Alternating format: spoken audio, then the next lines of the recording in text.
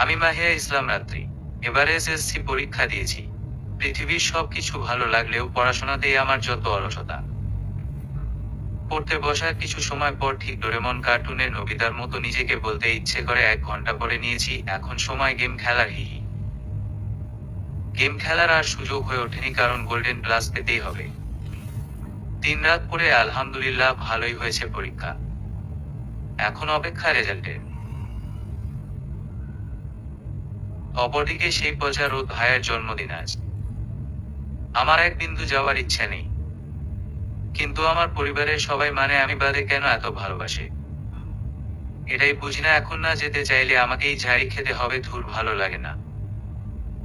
রোদ ভাইয়ার সাথে প্রথম পরিচয় আজও মনে আছে, অতীতের পাতায়। আমি তখন 8ম শ্রেণীতে পড়তাম। আর রোদ ভাইয়ারা ঢাকাতে থাকতো। রোদ ভাইয়ার দাদির বাড়ি আমাদের বাসার পাশে।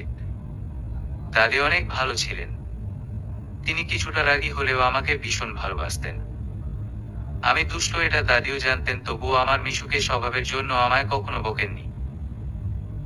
রোদ ভাইয়ার পরিবারের পরিচয়। দাদির 2 ছেলে। বড় ছেলে শহীদ জামান খান ও ছোট ছেলে রাকিব জামান খান।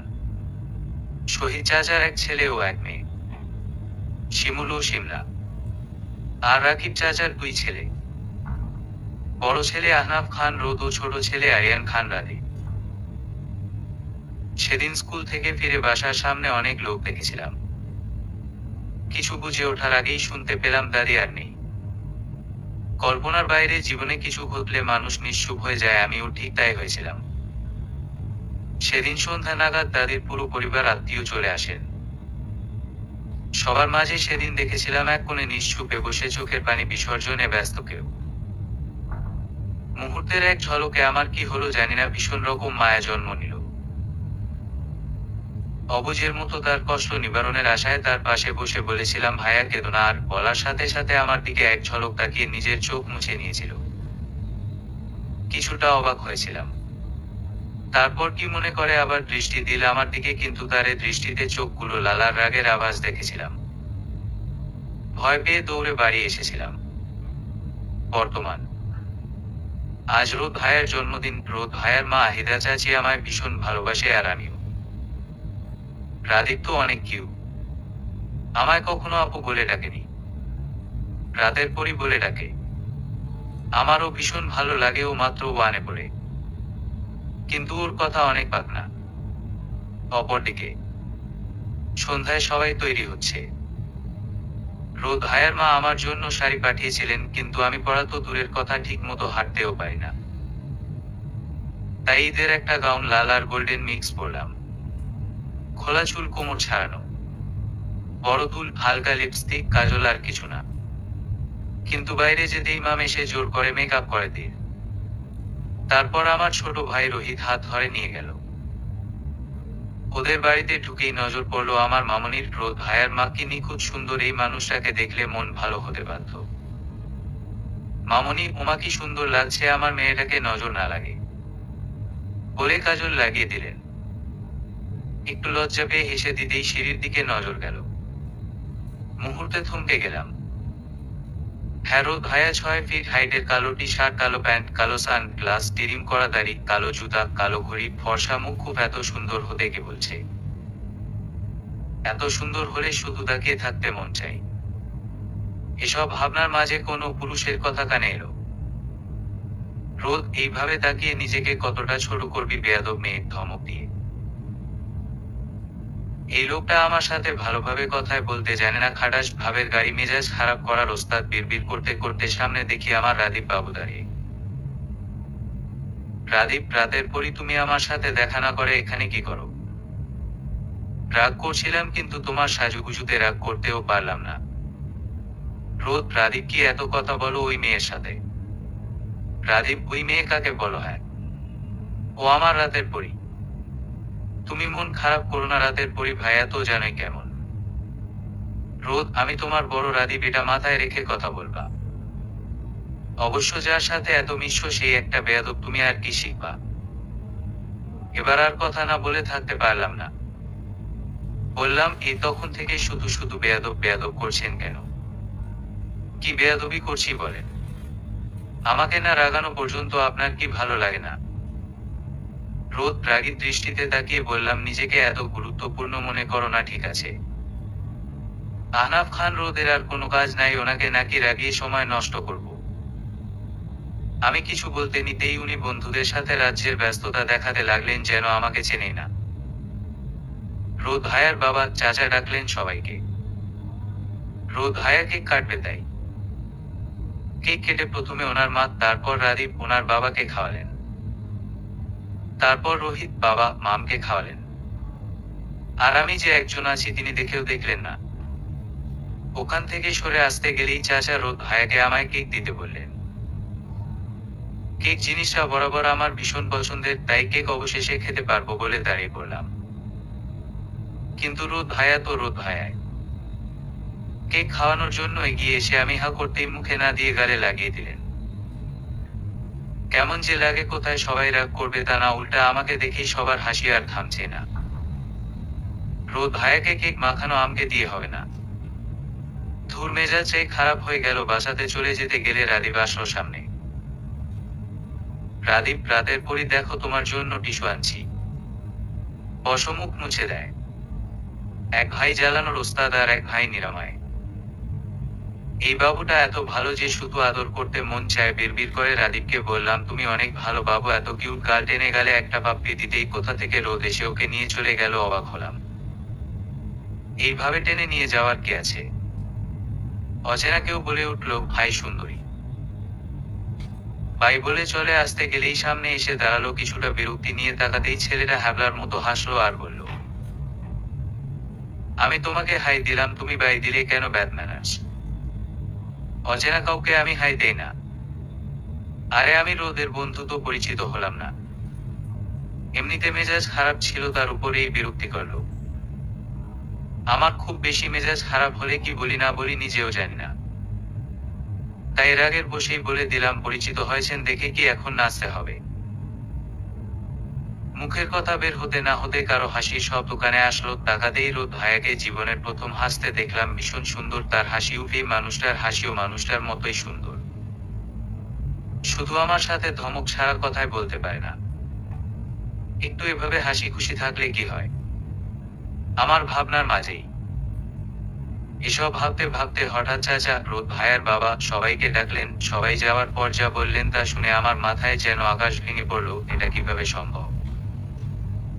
হঠাৎ চাচা, রোদ ভাইয়ার বাবা আমাদের সবাইকে ডাকলেন। তিনি বললেন, আজ রোদের জন্মদিন। এই শুভ দিনে আরো একটি শুভ কাজ করতে চাইছি। আমিও অবাক হয়ে ভাবছি আর কি শুভ কাজ করবে, কিন্তু মাথায় আসলো না। আবার শোনার ইচ্ছায় চাচার দিকে তাকালাম। তিনি বললেন, আপনারা অনেকে জানেন আমার বড় ছেলে আহনাফ খান রোদ ঢাকা বিশ্ববিদ্যালয় থেকে পড়াশোনা শেষ করে এখানে একটা কলেজে প্রফেসর হিসেবে জয়েন করেছে। ছেলে এখন বড় হয়েছে, তাই তার বিয়ে দিতে চাই। মেয়ে আমাদের ঠিক করে রাখা আছে। আমি অবাক হলাম। রোদ ভাইয়ার বিয়ে? মানুষটা দেখতে সুন্দর, কেমন যেন লাগছে। ধুর, তবে মজাও লাগছে। যার কপালে আছে সে বুঝবে কি খাটাস লোক। হাহা, তখন মেয়েটা বলবে, জামাই আমার দেখতে ভালো। রাগলে লাগে পুরাই কালো। হাহা, এসব ভেবে মিটি মিটি হাসছিলাম। হঠাৎ তখনই চাচা বলে উঠলেন, মেয়ে আমাদের সামনেই আছে, আমাদের সবার আদরের রাত্রিমা। আমি আকাশ থেকে পড়লাম। কি বলছেন চাচা? বলে উঠলাম, এটা কিভাবে সম্ভব? রোদ ভাইয়ার কোনো রিয়াকশন চোখে পড়ল না। কতটা স্বাভাবিক হয়ে দাঁড়িয়ে আছে, যেন সে আগে থেকেই জানতো এমন কিছু চাচা বলবে। কিন্তু আমি ভাবছি, এই খারাস যার সাথে 1 মিনিট থাকলেও শুধু ধমক শুনতে হয়, তার সাথে সারা জীবন কিভাবে সম্ভব? কিভাবে? বিড়বিড় করে এসব ভাবলেও রোদ ভাইয়ার কানে ঠিকই গেছে। আমার ভাবনার মাঝেই বলে উঠল, রোদ তোর সাথে বিয়ে করার জন্য মরে যাচ্ছে না আহনাফ খান। রোদ, ওকে এটা মাথায় রেখে কথা বলবি, ফাজিল মেয়ে। আজও তো এই ছেলে ভালো মনে কখনো থাকতে দিবে না। অতিরিক্ত রাগে বলে ফেললাম, আমি কি বলেছি রোদ ভাইয়াকে বিয়ে না করলে বাঁচব না? আমার রোদ ভাইয়াকেই লাগবে বলেছি। এমন একটা খাটাসকে আমি কেন? কোন মেয়ে বিয়ে করতে চাইবে না? বলতেই হাত দিয়ে মুখ ঢেকে ফেললাম। নিজেকে নিজেই বললাম রাত্রি মারা পড়বি এবার নিশ্চিত রোদ ভাইয়ের হাতে। খুব ভয় ভয় হাত মুখ থেকে সরিয়ে দেখলাম রোদ ভাইয়ার সেই প্রথম দিনের দৃষ্টি কি ভয়ানক, আমার সাথে কেন এমন করে এই মানুষটা, আর তার সাথে বিয়ে অসম্ভব। হঠাৎ রোদ ভাইয়া এগিয়ে আসতে আমি এক দৌড়ে মামনির পিছনে লুকালাম।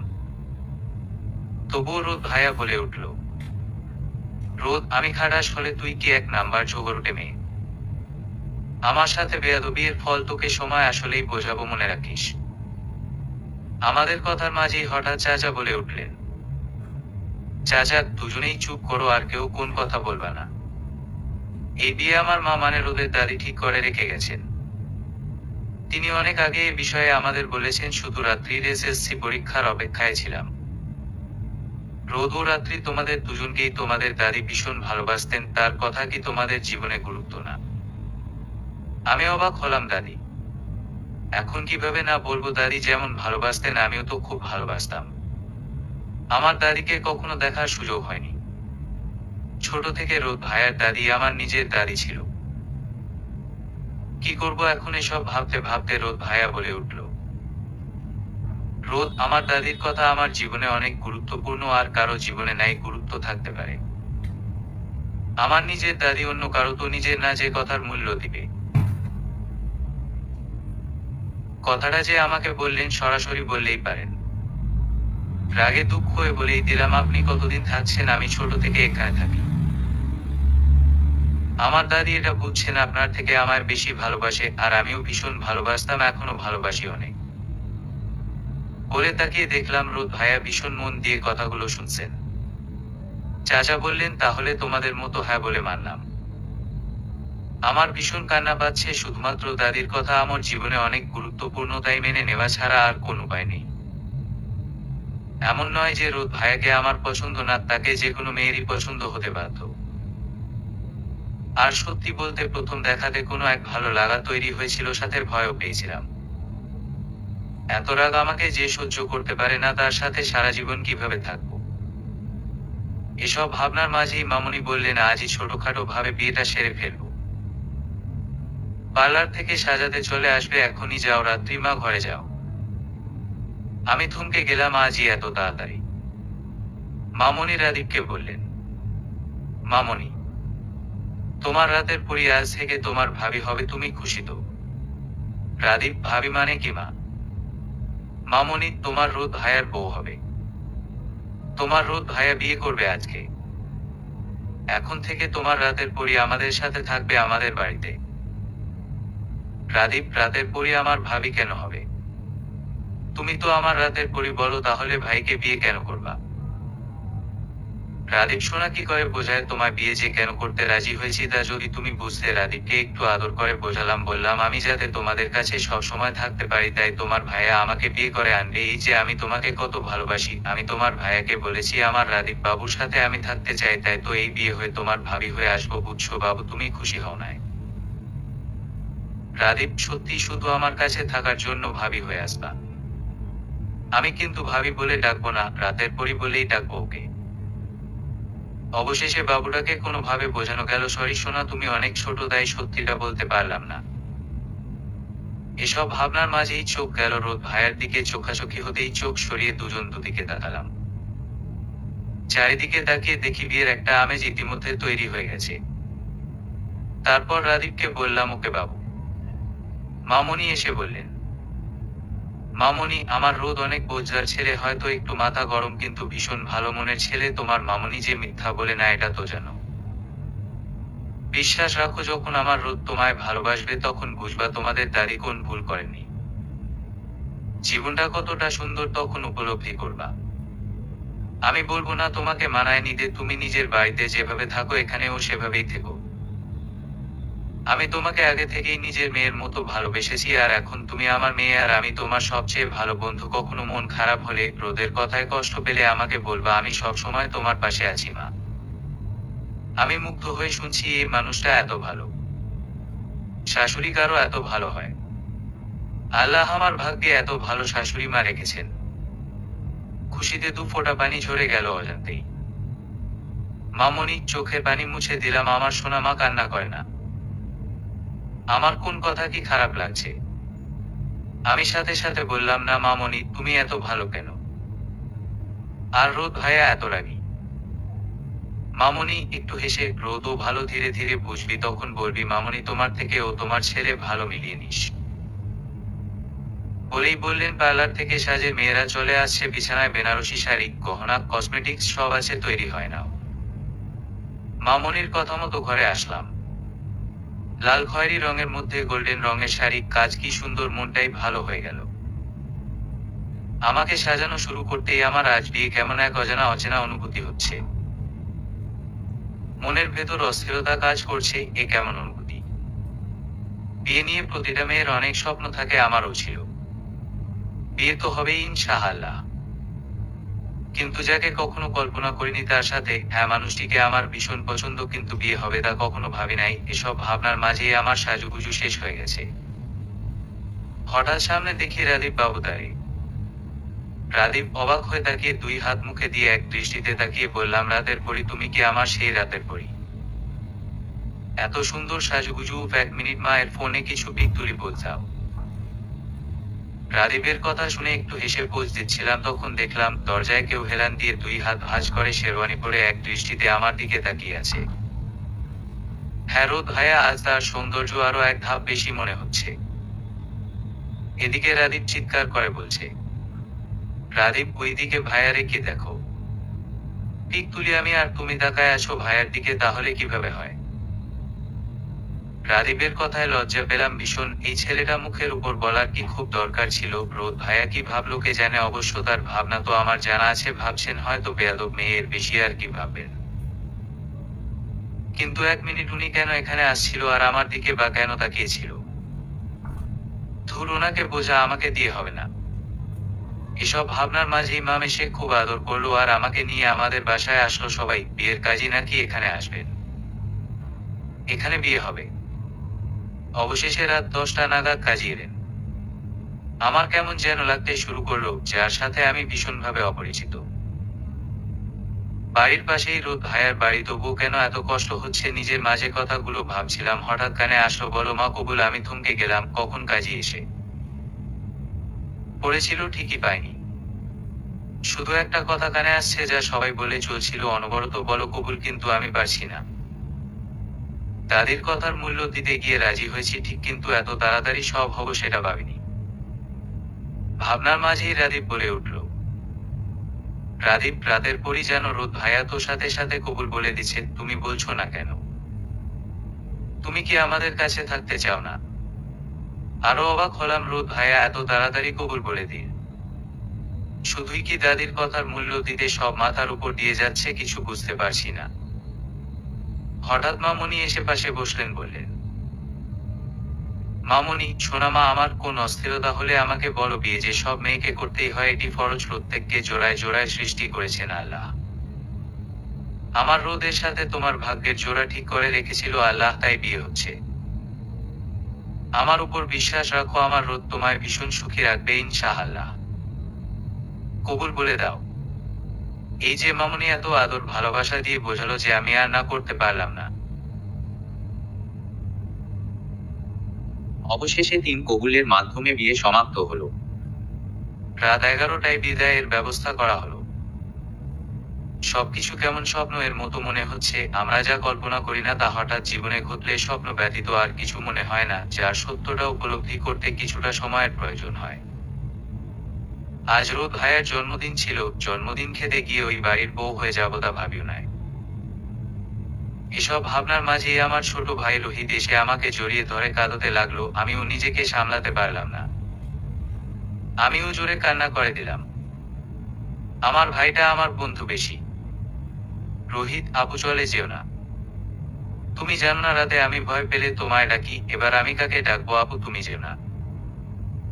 আমার ভাইটা ফাইকে পড়ে, আমিও ওকে ছাড়া কখনো থাকিনি, কি করে থাকবো? এত কেন কষ্ট হচ্ছে? রোহিতকে আদর করে সরে আসতেই আমার মাম আমার পাশে বসে বলল, মাম, জীবনে সব মেয়ের বিয়ে হয়, আর বিয়ে হলে শ্বশুর বাড়ি যেতে হয়, এটাই নিয়ম। ওখানে তুমি বাড়ির বউ, তোমার আলাদা দায়িত্ব আছে সবাইকে খুশি রাখার, ভালো রাখা, সবাইকে ভালোবেসে পরিবারটাকে নিজের পরিবার বলে ভালো রাখবে, রান্না করার চেষ্টা করবে। রান্না করতে না পারলেও অন্তত চা বানিও এসব বলে আমাকে আদর করে উঠে গেল। বাবাকে জড়িয়ে ধরে যেন বেশি কষ্ট হচ্ছে বাবা বলল, বাবা মা তোমার যখন খুশি বাসায় আসবা আমরা যাব, আর আমাদের বাসা থেকে রোদের বাসা দেখাও যায়, তাই আর মন খারাপ না, রোদ ভালো ছেলে, তোমরা ভালো থাকবে বলে। আমার হাত রোদ ভাইয়ার হাতে দিয়ে রোদ ভাইয়াকে বলল আমাকে যেন কখনো কষ্ট না দেয়। রোদ ভাইয়া হাত ধরাতে কেমন যেন কেঁপে উঠলাম।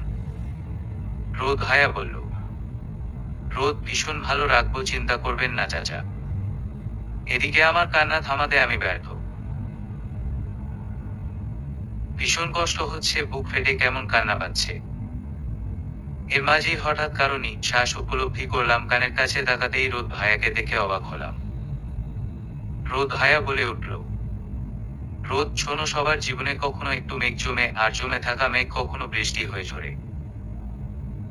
কিন্তু সবার জীবনে রোদ থাকে না। তোমার জীবনে মেঘ জমলেও বৃষ্টি হওয়াটা শোভা পায় না, কারণ তোমার জীবনে রোদ আছে। রোদ ভাইয়ার এই কথায় থমকে গেলাম, আর এই প্রথম সে আমাকে তুমি বলল।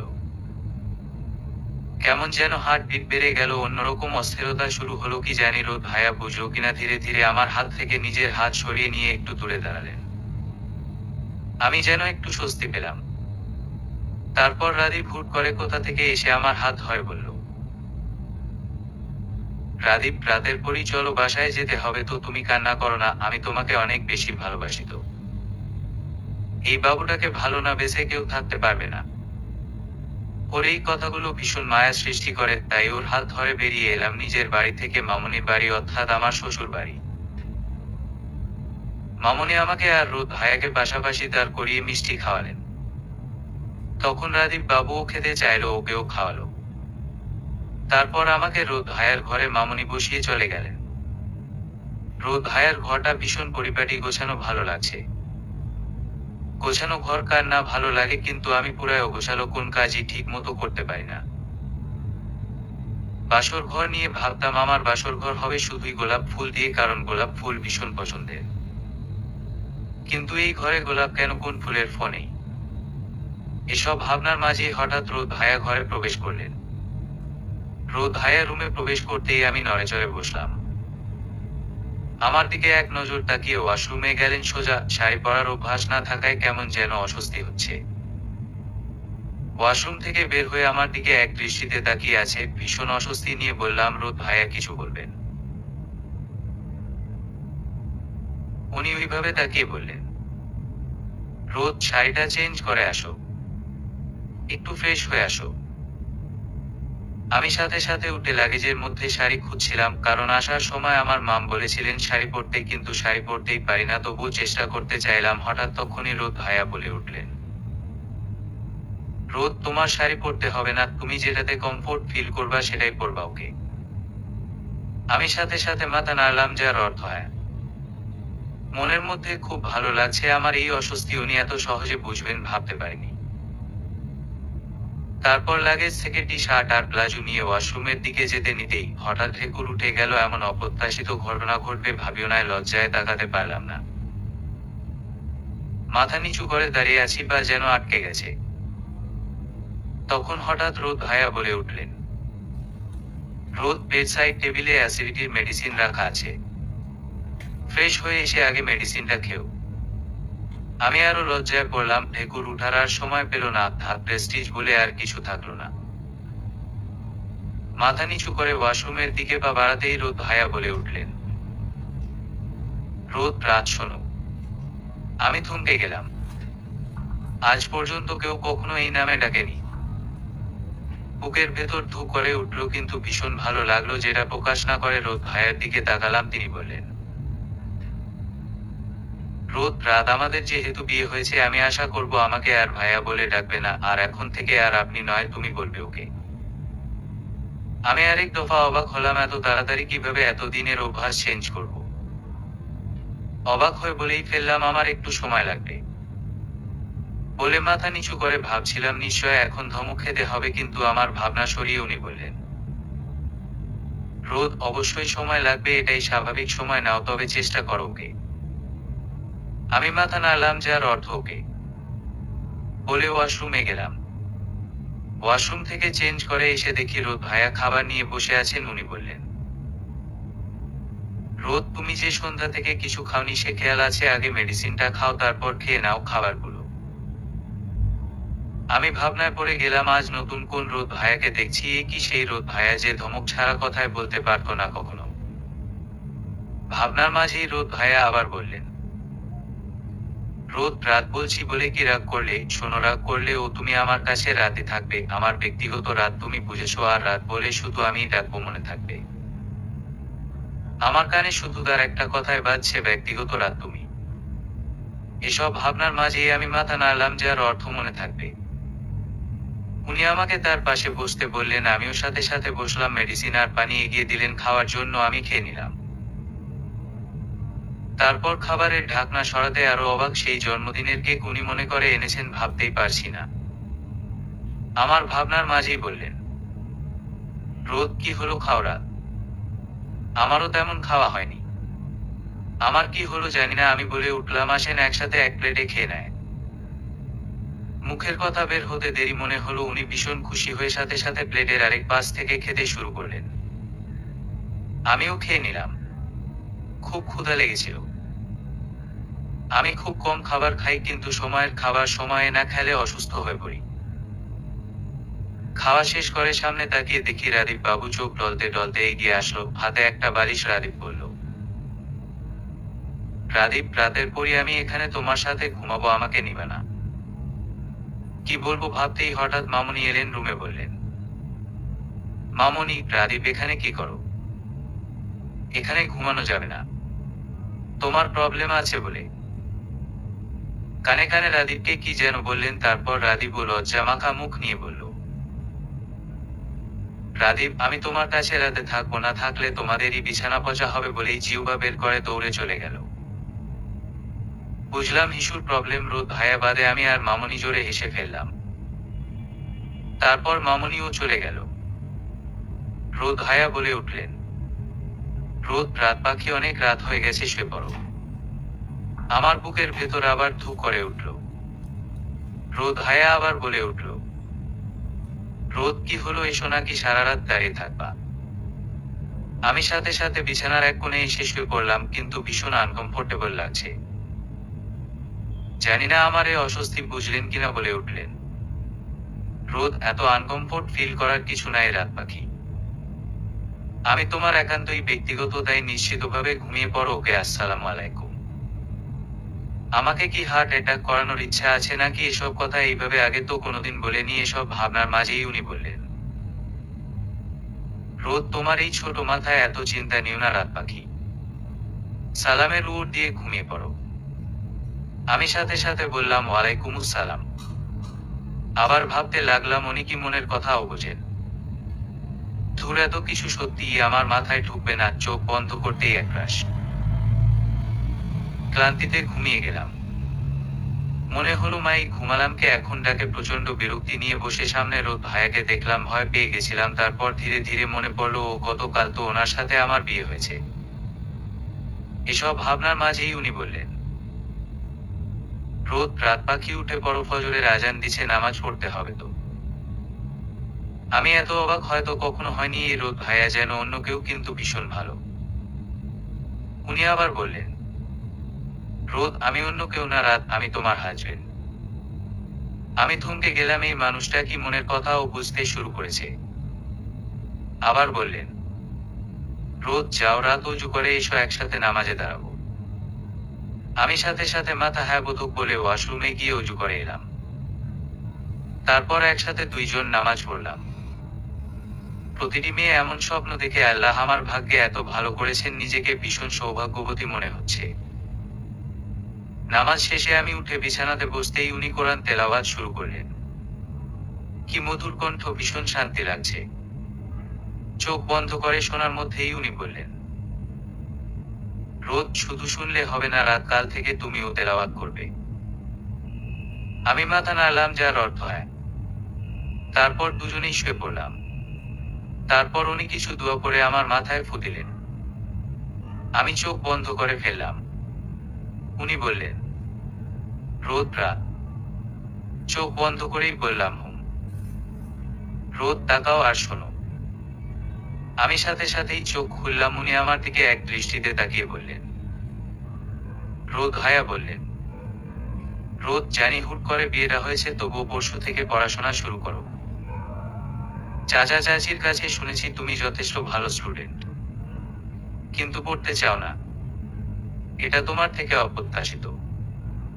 পড়াশোনা এই এক বিরক্তির নাম। এত পরে কি হবে? পড়াশোনাকে আবিষ্কার করেছিল কে জানে, তাকে পেলে ভর্তা বানাতাম। অসহ্য করে সব ভাবনার মাঝেই উনি বললেন,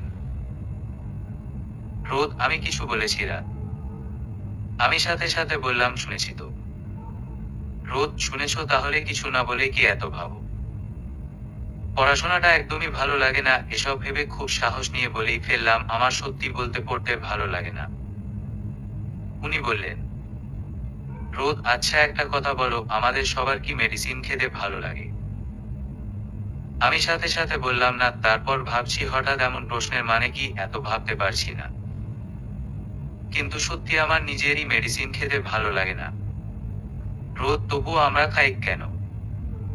আমি বললাম, সুস্থ হওয়ার জন্য। উনি সাথে সাথে বললেন, রোদ এক্স্যাক্টলি এটাই। মেডিসিন ভালো না লাগলেও খেতে হয় সুস্থতার জন্য, ঠিক তেমনই পড়াশোনা ভালো না লাগলেও পড়তে হয় নিজের ভবিষ্যতের জন্য, বুঝেছো? আমি সাথে সাথে বলে ফেললাম, কিন্তু আমার ভবিষ্যৎ তো আপনি। বলেই লজ্জা পেয়ে চোখ বন্ধ করে ফেললাম। কি বললাম এটা উনি কি ভাবছেন কে জানে। রোদ মুচকি হাসলো, যা রাতে চোখে পড়ল না। রোদ বলে উঠল, রোদ হ্যাঁ আমি তোমার ভবিষ্যৎ অবশ্যই, তবে নিজেকে সব পরিস্থিতিতে মানিয়ে চলতে শিখতে হবে। একা একা সারা জীবন কি মানুষ বেঁচে থাকে আর? আমি হঠাৎ ভীষণ ভয় পেয়ে ওনার মুখে হাত দিলাম, দিয়ে বললাম, আর একটা বাজে কথা আমি শুনতে চাই না, বুঝেছেন? উনি অবাক দৃষ্টিতে তাকিয়ে মাথা নাড়ালেন। তারপর আমি আবার বললাম, পড়াশোনাটা জাস্ট ভালো লাগে না, তাই বলে এই ধরনের কথা না বললেও পারতেন। মনের অজান্তেই ভীষণ কষ্ট হচ্ছে কেন তা অজানা, ফুপিয়ে কান্না দিলাম। উনি এটার জন্য প্রস্তুত ছিলেন না। উনি ওনার মুখ থেকে আমার হাত সরিয়ে আচমকা জড়িয়ে ধরলেন, যেটার জন্য আমি প্রস্তুত ছিলাম না। সাথে সাথে কান্না বন্ধ হয়ে গেল।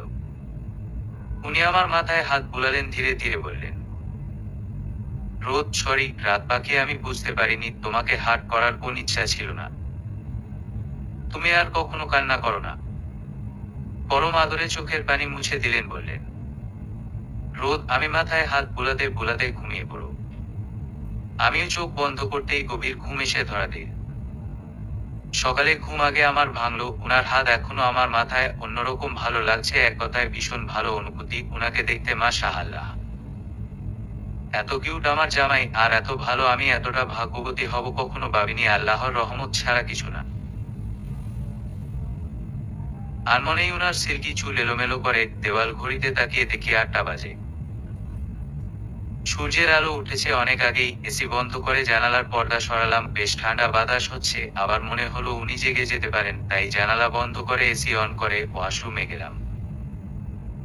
ফ্রেশ হয়ে মামের কথা মনে হলো। মাম বলেছিল চা বানাতে, যদিও কোন কাজ ঠিকভাবে হয়নি আজ পর্যন্ত, তবুও চেষ্টা করতে হবে। তাই নিচে আসলাম, দেখলাম রান্নাঘরে রোদ ভাইয়াদের বাসায় কাজ করে মিনু আপু। মিনু আপুকে এ বাড়ির সবাই পরিবারের মানুষই মনে করে। মিনু আপু ওই পরিবার বলতে পাগল, এখানেই থাকে। তার সাথে আমার ভালো সম্পর্ক। মিনু আপুকে বললাম, তুমি রান্নাঘর থেকে যাও তো, আজকে চা আমি বানাবো। মিনু আপু ভূত দেখার মতো চমকে গেলেন। কারণটা জানা তিনিও জানেন আমার কাজের বিষয়ে, বলে উঠল, মিনু তা হয় না ভাবি। ভাই শুনলে রাগ করবে। ওর মুখে ভাবি শুনে আরো অবাক। এতদিন নাম ধরে ডেকেছে, এত তাড়াতাড়ি কিভাবে পারলো? আমি তো রোদ ভাইয়াকে এখনো রোদ বলে ডাকতে পারলাম না। আমাকে পারতেই হবে, এসব ভেবে ওকে জোর করে রান্নাঘর থেকে বের করলাম। গ্যাসে পাতিলে পানি গরম করতে হয় রং চায়, তাই দিয়ে দাঁড়িয়ে ভাবছি রোদ ভাইয়ার কথা। মানুষটাকে যত দেখছি তত অবাক হচ্ছি, এত কেয়ারিং, এত বোঝে আমাকে। কবে থেকে? কাল থেকে অন্য রোদ ভাইয়াকে দেখছি, তবে ভীষণ ভালো লাগছে। প্রতিটা মেয়ে এমন কাউকে লাইফ পার্টনার হিসেবে চাই। আমিও কল্পনা করতাম, তবে কখনো রোদ ভাইয়াকে নিয়ে ভাবিনি। কাল যখন উনি মারা যাওয়ার কথা বললেন, আমার কেন এত কষ্ট হচ্ছিল। আমি কি রোদ ভাইয়াকে ভালোবেসে ফেললাম? এত তাড়াতাড়ি কি ভালোবাসা হয়? হয়তো হয়। ভালোবাসার জন্য অনেক সময় দরকার হয় না, জাস্ট কোন এক মুহূর্তই যথেষ্ট। এসব ভাবনার মাঝেই গরম পানি হঠাৎ হাতে পড়তেই আমি আহ করে সামনে তাকায়, তাড়াতাড়ি পাতিল সরাতে হাতে ছ্যাঁকা খেয়ে চিৎকার দিলাম। মামনি ও মিনু আপু দৌড়ে এলো আমার কাছে। মামনি বলল, মামনি, কি হয়েছে মা? তোমাকে এসব করতে কে বলছে? দেখে আসো, বরফ লাগাতে হবে। মামনি খুব আদর করে আমাকে তার কোলের কাছে বসালো। কিছু বলতে নিতেই হুট করে রোদ ভাইয়া আসলো। সোফা থেকে টেনে দাঁড় করিয়ে মামনির সামনেই আমাকে জড়িয়ে ধরল। আচমকা এমন হওয়াতে থমকে গেলাম। শুধু তার বুকের হার্টবিট শুনতে পাচ্ছি। এত জোরে হার্টবিট চলছে যে মনে হচ্ছে উনি ভীষণ ভয় পেয়েছেন। মামনি মিটিমিটি হেসে মিনু আপুকে বরফ দিতে বলে চলে গেল। ভীষণ লজ্জা লাগছে। উনি আমাকে ছেড়ে আচমকা আবার কোলে তুলে নিলেন। আমার নিঃশ্বাস বন্ধ হওয়ার উপক্রম, তবুও ওনাকে বললাম, কি করছেন? ব্যথা লেগেছে হাতে পায়ে? তো কিছু হয়নি। আমার একটা কথার ওর দিলেন না। সিঁড়ি দিয়ে উপরে ওঠার সময় মিনু আপুকে বললেন, রোদ, মিনু, বরফ আমার রুমে দিয়ে যাও। রুমে এনে বিছানায় আমাকে বসিয়ে দিলেন। আমার দিকে তাকাচ্ছেও না। হাতের ব্যথা থেকে ওনার এই ইগনোর বেশি খারাপ লাগছে। মাথা নিচু করে বসে থাকতেই মিনু আপু বরফ দিয়ে গেল। উনি বরফ খুব যত্ন করে হাতে লাগাচ্ছে, তারপর মলম লাগানোর সময় ফু দিচ্ছে। এত কেয়ার নিচ্ছে, অথচ একটা কথাও বলছে না। ভালো লাগছে না। বলে উঠলাম, আপনি কথা কেন বলছেন না রোদ? উনি একটু অবাক হয়ে তাকালো। ওনার এভাবে তাকানোর মানে বুঝলাম মন খারাপের বশে রোদ বলে ডেকেছি। যাক, পেরেছি। এসব ভাবনার মাঝেই তাকিয়ে দেখি উনি রুমের কোথাও নেই। আবার মন খারাপ হয়ে গেল। মাম বলেছিল বলেই তো চা বানাতে গেছিলাম। দরজায় দেখি রাদীপ বাবু বলে উঠল, রাদীপ, রাতের পরই ব্যথা পেয়েছো? ভাইয়া মেডিসিন দিয়ে দিয়েছে, ঠিক হয়ে যাবে, কষ্ট পেও না। তোমার কষ্ট হলে আমারও হয়। বাবুটা এত কিউট করে বলল না, হেসে পারলাম না। একটু হাসলাম। তারপর মামনি বলল, সন্ধ্যায় একটা ছোট বৌভাত অনুষ্ঠান করব ভাবছি। রোদ কিছুতেই রাজি হচ্ছিল না। এমনিতে এসব অত পছন্দ করে না, তার উপর তোমার হাত পড়েছে। তবু অনেক কষ্টে রাজি হয়েছে। রাদীপ বাবু ও তার ভাইয়ের মতো ফুটিয়ে দিচ্ছে। আমি এক দৃষ্টিতে তাকিয়ে দেখছি, এই বাড়িতে সবাই এত ভালো। রোদ বাদে সবাই আমাকে ভালোবাসে। তবে কাল থেকে রোদ ও এদের সবার মতো আমার যত্ন নিয়েছে, তাহলে উনি ওকে আমাকে ভালোবাসে। কিন্তু সকালে এত রাগ কেন করলো, যে কথায় বলল না? ভালোবাসলে কি এত রাগ করা যায়? এসব ভাবনার মাঝেই মামনি দেখি খাবার নিয়ে রুমে আসলো। মামনি বললেন, মামনি, খাবার খেয়ে নাও। আমি সাথে সাথে আমার হাতের দিকে তাকালাম। মামনি আবার বলল, মামনি, আজকে আমার মেয়ে আর ছেলেকে একসাথে খাইয়ে দিব। রাদীপ, রাত্রি, দুইজনই তাড়াতাড়ি খাওয়া আসো। আমি অবাক হলাম। এত ভালো। অবাক দৃষ্টিতে তাকিয়ে ভাবছি, আমার মামু হয়তো খাইয়ে দিত, কিন্তু হাজারটা কথা শুনতে হতো যে কোন কাজই পারি না। কিন্তু মামনি কত আদর যত্ন করছে। এসব ভাবনার মাঝেই মামনি বলল, মামনি, রাত শোনা, মা হা করো। আমি সাথে সাথে হা করে খাওয়া শুরু করলাম, আমার সাথে রাদীপ। খাওয়ানো শেষ করে মামনি বলল, একটু পরে পার্লার থেকে সাজানো মেয়ে আসবে, বাড়িতে কিছু মেহমান আসবে, তৈরি হয়ে নিও। আমি মাথা নাড়লাম। তারপর কিছু সময় পর সাজানো শুরু হলো আমাকে। সেই সকালের পর একবারও রোদকে দেখিনি। মনের ভিতর কেমন যেন অস্থিরতা কাজ করছে। এক কথায় ভালো লাগছে না। সন্ধ্যায় বাবা মাম রোহিত আসলো। প্রথমে আমার হাত দেখে মাম বলল, মাম, কি করে হলো? একটু সাবধানে থাকা যায় না? আমি সব বলতেই আবার বলল, মাম, তোমাকে দিয়ে কোন কাজই হবে না। আমি একটু মন খারাপ করতেই রাদীপ বাবু দৌড়ে এসে বলল, রাদীপ চাচি আমার রাতের পরীকে একদম বকবে না। বলেই আমাকে জড়িয়ে ধরলো। আমিও একটু আদর করলাম। মামনি আমাকে ড্রয়িং রুমে আনলো। আসতেই প্রথমে নজর পড়লো আমার রোদের দিকে। আমি থমকে গেলাম। আজকেও আমার প্রিয় কালো রঙে নিজকে তৈরি করেছেন। চোখ ফেরানো যাচ্ছে না। ও এত সুন্দর কেন এই মানুষটা? উনিও অবাক দৃষ্টিতে তাকিয়ে থাকলো কিছু সময়। আমিও আজকে ম্যাচিং কালো শাড়ি পরেছি, কিন্তু আমি জানতাম না ম্যাচিং হয়ে যাবে। ওনার চোখে বেশি সময় তাকিয়ে থাকতে পারলাম না, চোখ সরিয়ে নিলাম। আমাকে আর রোদকে পাশাপাশি বসানো হলো, তবুও উনি কোন কথা বললেন না। আমি বলে উঠলাম, আমাকে কেমন লাগছে? উনি তাকানো দূরে মনে হলো শুনতেও পেলেন না। অনুষ্ঠান ভালোভাবে শেষ হলেও উনার সাথে আমার একটা কথাও হলো না। সবাই চলে যাওয়ার পরে রুমে চলে আসলাম। মামনি অনেকবার মুখে খাবার দিতে গেছে, কিন্তু আমি খাইনি। ওয়াশরুম গিয়ে ফ্রেশ হলাম, কিন্তু শাড়ি চেঞ্জ করলাম না। উনি একটু পর রুমে আসলো, এসে আমার দিকে এক ঝলক তাকিয়ে ওয়াশরুমে গেল। আমি আর থাকতে পারলাম না। সারাদিন যে রাত চলে আসলো তবু উনি কথা বলেননি। উনি ওয়াশরুম থেকে আসতেই আমি ফুপিয়ে কান্না করে দিলাম। উনি সাথে সাথে আমার পাশে বসে আমাকে তার দিকে ঘুরিয়ে চোখের পানি মুছে দিয়ে বললেন, রোদ, কি হয়েছে? কান্না করছো কেন? কান্না করতে নিষেধ করেছিলাম। কেন সারাদিন ধরে কথা বলেননি? আমি আপনাদের জন্যই চা বানাতে গেছিলাম। রোদ, আমি বলেছি চা বানাতে। তুমি কেন গেছো? তোমাকে কোন কাজ করতে হবে না। মিনু আছে। যদি বড় কোন দুর্ঘটনা ঘটে যেত, তোমাকে ওই অবস্থা দেখে আমার ভেতরে কি হয়েছিল ধারণা আছে। শুধু কথা বলিনি, এতেই তোমার ভালো লাগেনি। হঠাৎ উনি আমার হাত ধরে ওনার বুকের বাম পাশে আমার হাত রেখে বললেন, রোদ, রাত পাখি, আমার এখানে ভীষণ কষ্ট হয়েছে। তুমি কি অনুভব করতে পারছো? আমি থমকে গেলাম। কি হলো জানি না আমার। ওনাকে আচমকা জড়িয়ে ধরলাম, বললাম, সরি, আপনি আর রাগ করে থাকবেন না। আপনার কষ্ট হবে আমি বুঝতে পারিনি। আপনি কথা না বললে আমার কিছু ভালো লাগে না। উনিও আমাকে জড়িয়ে ধরলো কিছু সময়, তারপর খাবার এনে বলল, রোদ ম্যাডাম আমার উপর রাগ করে খাওনি একদম ঠিক না। এসো আমার হাতের ভালো মেয়ের মতো খেয়ে নাও। আমি খাইনি এটাও খেয়াল করেছেন? এত যত্ন সবাই চেয়েও পায় না, আল্লাহের রহমত। আমার লজ্জা লাগছিল, যেটা উনি বুঝে বলে উঠলেন, রোদ, নিজের মানুষের কাছে লজ্জা রাখতে হয় না।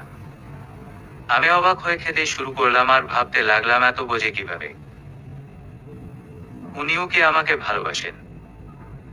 এসব ভাবনার মাঝেই উনি বললেন, খাওয়ানো শেষ, আরো খাওয়া? হা করছো যে? বলেই মৃদু হেসে আমার মুখ মুছে পানি খাওয়ায় আমাকে তার পাশে শুয়ে নিজেও শুয়ে পড়লেন। এইভাবে খুনসুটির মধ্যে কেটে গেল আমাদের বিয়ের 15 দিন।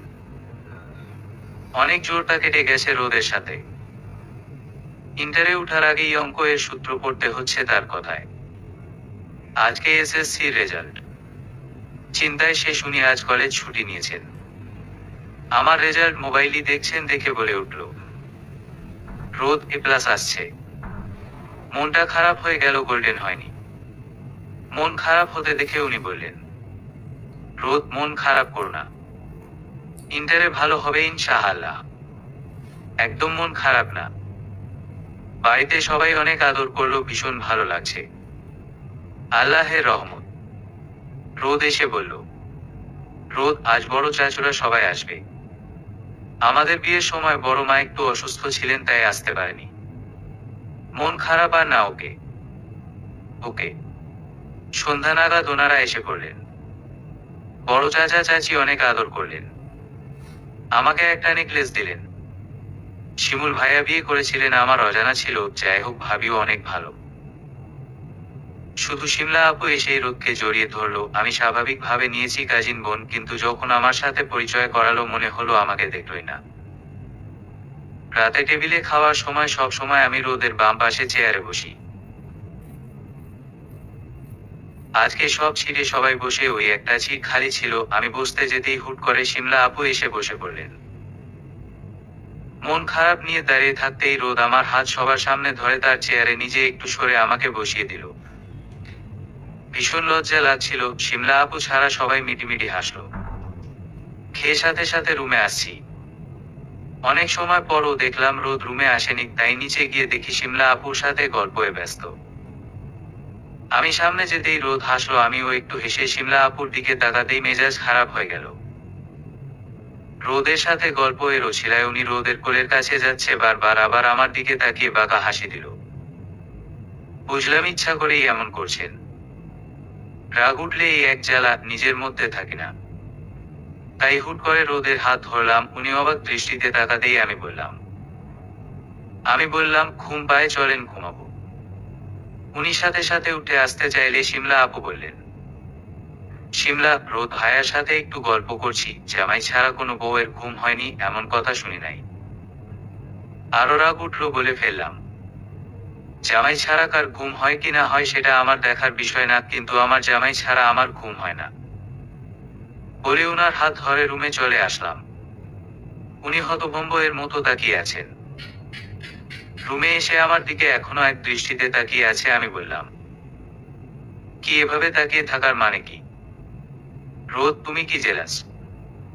রাগ থাকার ফলে বললাম, না তো, আমি অনেক খুশি, আমার তো অনেক নাচতে মন চাইছে। দাঁড়ান একটু নাচি। বলেই নাচতে যেতেই উনি আমাকে তার কাছে বসিয়ে বললেন, রোদ, কি হয়েছে? আমার রাত পাখির মাথাটা কি একবারে গেছে? আমি চুপ থাকতে উনি আবার বললেন, রোদ, কথা বলবা না, এত রাগ করতে হয় না, আরে ও তো আমার কাজিন হয়। আমি বললাম, কাজিন হয় দেখে কি আপনি কোলে নিয়ে বসে থাকবেন?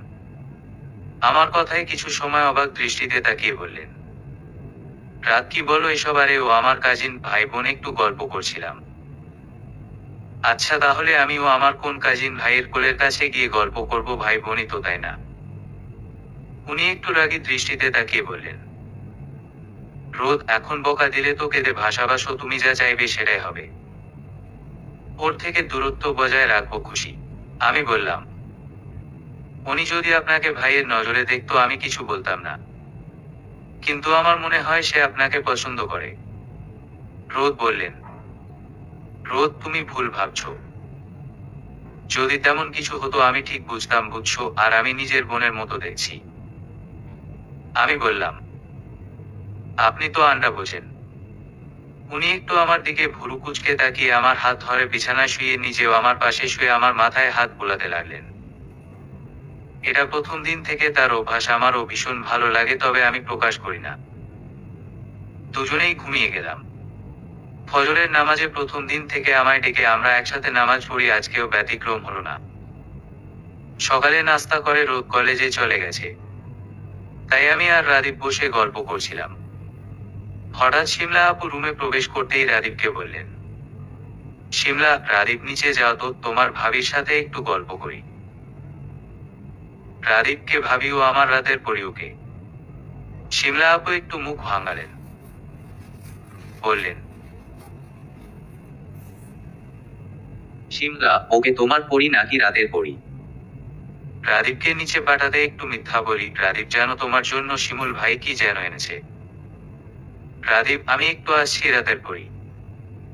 রাদীপ বের হতেই শিমলা আপু বলে উঠলেন, শিমলা, রোদ ভাইয়া ভীষণ সুন্দর, সেই হিসেবে সুন্দর। ও হয়নি। আমি বললাম, সরাসরি বলেনে আমাকে আপনার পছন্দ না। আমার কথা এড়িয়ে বললেন, শিমলা, রোদ ভাইয়া কখনো তোমাকে সুন্দর বলেছে? এসব অযৌক্তিক কথায় বিরক্ত লাগছে। আবার বললেন, শিমলা, আমাকে অনেকবার বলেছে আমি নাকি অনেক সুন্দর। বলেই একটা হাসি দিল, যা দেখে মেজাজ খারাপ হয়ে গেল। হঠাৎ দেখি রোদ ফোন দিছে, মনে মনে ভীষণ খুশি হলাম। এবার ওনাকে শুনিয়ে বললাম, উফ, আমার জামাইটাও না জানেন কলেজে গেলেও তার মন আমার কাছে পড়ে থাকে, আমাকে ছাড়া নাকি তার এক মুহূর্তও ভালো লাগে না। আমার কথা ওনার মুখের ভাব পাল্টে গেল। উনি বললেন, শিমলা, আমার একটু কাজ আছে। বললেই চলে গেলেন। এদিকে আমার জামাই ফোন দিয়ে যাচ্ছে। 5 বারের বার ফোন ধরতেই বললেন, রোদ, রাত ফোন ধরছিলে না কেন? শিমলা আপু আসছিল তাই কথা বলছিলাম। রোদ, ওসব শিমলা টিমলা বাদ দাও, আচ্ছা একটা কথা বলো। কি? রোদ, তুমি কি আমাকে একটু মিস করো না জান? আমি থমকে গেলাম, লজ্জা লাগছে তারে জান ডাকায়। মাঝে মাঝে এমন এমন কথা বলে যে আমার কথাগুলো সব আটকে যায় এসব ভাবনার মাঝেই। রোদ বলে উঠল, রোদ, থাকেন রাত পাখি, আর লজ্জা পেতে হবে না। উফ, এই মানুষটা দূরে থেকেও কি মনের কথা বুঝে। রোদ, রাত নিজের মানুষ, দূরে কাছে যেখানেই থাক মন পড়তে জানে। আবার অবাক হয়ে গেলাম তার এসব কথাতে, আমার হার্ট বিট বেড়ে যায়। রোদ, এত চিন্তা মাথায় নিতে হবে না। আজকে তোমার জন্য একটা সারপ্রাইজ আছে। কি সারপ্রাইজ বলেন? রোদ বলা যাবে না, আমি আসলে বাবা এখন রাখি, আসসালামু আলাইকুম। ওয়ালাইকুম সালাম বলতেই ফোন রেখে দিলেন। সারপ্রাইজ শোনার পর থেকে খুব ভালো লাগছে। সারপ্রাইজ পেতে সবারই ভালো লাগে। কি সারপ্রাইজ না জানা পর্যন্ত বিরক্তি লাগছে। কিন্তু উনি বলবেন ও না, আর বলে দিলে তো সত্যি সারপ্রাইজ থাকে না। নিচে এসে মামুনিদের সাথে গল্প করলাম, তারপর রাদীপ এসে বলল, রাদীপ, জানো রাতের পরি শিমুল ভাইয়া আমার জন্য কিছু আনছিল না, পরে আমি চকলেট খেতে চেয়েছিলাম তখন এনে দিছে। রাদীপের কথা শুনে শিমলা আপুর দিকে তাকাতে আপু চোখ সরিয়ে ফোন দেখায় মগ্ন হলেন। বুঝলাম মিথ্যা বলেছিলেন তখন। কিছু সময় পর রুমে এসে গোসল করে নামাজ পড়ে দুপুরে খেয়ে ঘুম দিলাম। বিকালে রাদীপের ড্রয়িং করে দিচ্ছিলাম। তখন রোদ আসলো হাতে প্যাকেট, দেখেই বুঝলাম আমার সারপ্রাইজ চলে আসছে। খুশি হয়ে যেতে গেলেই রাদীপ বলল, রাদীপ, আমার আরো বাকি আছে, ওগুলো তোমাকে করে দিতে হবে। মন তো পড়ে আছে রোদের কাছে, কিন্তু রাদীপ বাবু থাক, একটু পরেই যায়, সারপ্রাইজ তো আর অন্য কারো হবে না, আমারই। অপরদিকে রোদ বিয়ের পর আমি কোনো গিফট দেয়নি, আমার বিশ্বাস এই সারপ্রাইজ ওর ভীষণ পছন্দ হবে। বলে ওয়াশরুমে গেলাম। শিমলা, রোদের রুমের দরজা খোলা থাকার ফলে রুমে বিছানায় প্যাকেট চোখে পড়ল। বা বউকে গিফট করা হচ্ছে। আমি রোদ ভাইয়াকে ভালোবাসি, এসব আমার হওয়ার কথা ছিল। প্যাকেট থেকে শাড়ি বের করে পরে নিলাম। ভাইয়ার রুমে আবার এসে আয়নার সামনে নিজেকে দেখছি, হঠাৎ ওয়াশরুমের দরজা খুলল। রাদীপ, রাতের পরি থ্যাঙ্কস। ওকে টাটা দিয়ে আমি রুমে এসে সামনে তাকাতেই থমকে গেলাম। রোদ পেছনে থেকে শিমলা আপুকে জড়িয়ে ধরে থাকতে দেখে আমি রোদ বলে চিৎকার দিতেই উনি শিমলা আপুকে সামনে ফেরালেন। কিছুটা অবাক হয়ে বললেন, রোদ, তুই এখানে কি করিস? আমি তো রাতের জন্য এই শাড়ি এনেছিলাম। আমার রাগ উঠে গেছে তাই বললাম, কেউ পরিষ্কার করে বলবেন এখানে কি হচ্ছে। রোদ কিছু বলার আগেই শিমলা আপু বললেন, শিমলা, রোদ, আমি তোমাকে ভালোবাসি। বলার সাথে সাথে রোদ একটা থাপ্পড় দিল। রোদ, ছি, আমি তোকে নিজের বোন ছাড়া কিছু ভাবিনি, আর এসব কিভাবে বলিস বেয়াদব। আর আমি ভেবেছিলাম এটা রাত, তুই কেন এসব করেছিস? অনেক রেগে বললেন। শিমলা আপু যা বলল আমি শুনে স্তব্ধ হয়ে গেলাম। শিমলা আপু বললেন, শিমলা, রোদ ভাইয়া, তুমি তো আমার জন্য সারপ্রাইজ আনছো, তুমিও আমাকে ভালোবাসো, তোমার বউয়ের জন্য এসব বলছো তাই তো? আমার চোখ দিয়ে অটোমেটিক পানি পড়ছে। রোদ আমার চোখের পানি দেখার সাথে সাথে বললেন, রোদ, কান্না করতে নিষেধ করেছি, একদম কান্না না। বলেই আমার দিকে এগিয়ে আসতেই আমি বললাম, প্লিজ আমার কাছে আসবেন না, আমি সত্যিটা জানতে চাই। কান্না করতে করতে আমি বললাম, দয়া করে বলেন আপু, যা বলেছেন তা কি সত্যি? রোদ, শিমলা, সত্যি কথা বল, ধমক দিয়ে। শিমলা চুপ। কোন কথা না বলে আমার সামনে এসে বললেন, শিমলা, রোদ আমার ভালোবাসা। রোদ কি কখনো বলেছে তোমাকে ভালোবাসে? তুমি আমাদের মাঝে এসেছো, রোদ আমাকে ভালোবাসে। বলতেই রোদ চিৎকার করে বললেন, রোদ, বেয়াদবের একটা সীমা আছে। বলেই সামনে আগাতে শিমলা আপু দৌড়ে রুম থেকে চলে গেলেন। আমি সরি, আপনাদের মাঝে চলে আসছি। রোদ, রাত, তুমি ভুল বুঝছো, আমার কথা শোনো। বলেই আমার দিকে এগিয়ে আসতে নিতেই আমি দৌড়ে বেরিয়ে আসি। জানি না কোথায় যাব, কিন্তু এ বাড়িতে আর এক মুহূর্তও না। আমি চলে আসতে নিচে মামুনেরা সবাই চিন্তিত হয়ে আমাকে আটকানোর চেষ্টা করতে আমি সেখান থেকে ও দৌড়ে গেটের বাইরে চলে আসলাম। উনি সত্যিই আমাকে কখনো বলেননি ভালোবাসি। মাথা কোন কাজ করছে না, ছুটে চলতে চলতে আমার পিছনে রোদও আসছেন। ওনার উপস্থিতি বুঝে আরো জোরে ছুটতে লাগলাম। রোড পার হওয়ার পর পিছনে একটা বিকট আওয়াজ আসতেই আমি পিছনে ফিরে থমকে গেলাম। কল্পনারতি। হ্যাঁ, আমার রোদের দুর্ঘটনা ঘটেছে। আমার কথা বলার শক্তি হারিয়ে গেছে, তবুও চিৎকার করে রোদ বলে তার কাছে যেতেই চোখ বন্ধ করে ফেলল। কেমন যেন পাগল পাগল লাগছে। রোদের অজ্ঞান অবস্থাতেই ওকে নিজের পায়ের উপর শুয়ে বললাম, তোমার কিছু হবে না রোদ, তোমার রাত থাকতে তোমার কিছু হতে দিব না। রোদ, শুনতে পাচ্ছ, তোমার রাতের রাগ উঠলে মাথা ঠিক থাকে না, জানো তো, তাই বলে তুমি আমাকে ছেড়ে যেতে চাইছো। ইতিমধ্যে মামনিরা এসে কান্নাকাটি করলেও আমাকে উঠাতে ব্যস্ত। তারপর হাসপাতালে নিয়ে আসলো রোদকে সবাই। রোদকে আইসিইউ এ রাখা হয়েছে। মামনিকে জড়িয়ে ধরে আমি কান্না করি যাচ্ছি। রাদীপও কান্না করছে, তবুও আমাকে বলছে, রাদীপ, কষ্ট পেও না, রাতের পরি ভাইয়া এসে যদি জানতে পারে তুমি কেঁদেছো খুব রাগ করবে। ওকে জড়িয়ে জোরে চিৎকার করে কান্না করতেই আমার জ্ঞান হারিয়ে গেল। তারপর আর কিছু মনে নেই। চোখ খুলতেই আমার পাশের বেডে রোদকে দেখলাম। সে এক দৃষ্টিতে আমার দিকে তাকিয়ে আছে। আমার চোখ দিয়ে আবার পানি পড়ছে, তবে এটা আল্লাহকে শুকরিয়া জানিয়ে খুশির কান্না। আমি উঠে বসতেই মামনিরা এগিয়ে এসে আমার পাশে বসে বললেন, মামনি, রোদের অবস্থা খুব খারাপ ছিল, শুধু আল্লাহর রহমতে ও বেঁচে আছে আর তোমার এত ভালোবাসায়। রোদ, জানিস কি পাগলামি যে করেছে? রোদ সাথে সাথে বলল, রোদ কি? মামনি সব বলতেই ভীষণ লজ্জা লাগছিল, যেটা মামনি বুঝে সবাইকে নিয়ে কেবিন থেকে বেরিয়ে গেলেন। আমি ধীরে ধীরে রোদের পাশে বসতেই বললেন, রোদ, এত পাগলামি কেউ করে? আমি অভিমান নিয়ে বললাম, আমি আপনাকে ভালোবাসি, দেরিতে বুঝেছি কেন পাগলামি করেছি। আপনি বুঝবেন কিভাবে? আপনি তো আর আমাকে ভালোবাসেন না। রোদ, শুনলাম কে যেন আমাকে তুমি করে বলেছিল, তো সেটা বললেই ভালো লাগতো। ওনার এই কথায় লজ্জা পেলাম। তারপর আবার বলতে লাগলো, রোদ, তোমার ভালোবাসা তুমি দেরিতে বুঝলেও আমি অনেক আগেই থেকে জানি ভালোবাসো। আমি থমকে গেলাম, সাথে সাথে বলে ফেললাম, কিভাবে?